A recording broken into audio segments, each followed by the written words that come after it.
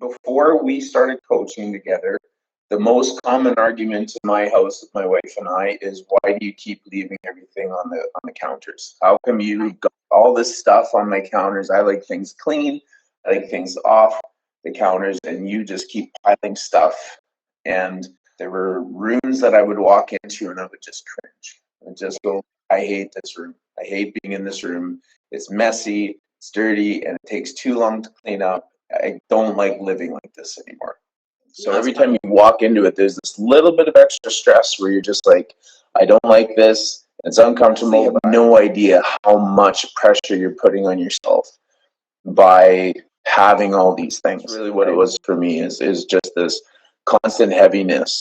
But we just had a shit ton of extra stuff, like just unbelievable amount of things put away in their places, and eventually you get to the point where you open up the proverbial junk drawer, and the things just come overflowing from it, right? Yeah. And Jacqueline too, she was feeling like she was giving, and not having enough time for herself, and drained. Oh, for sure. Yeah, like when you were a homeschool mom, and our little boy has epilepsy. For Jacqueline, yeah, she's constantly giving.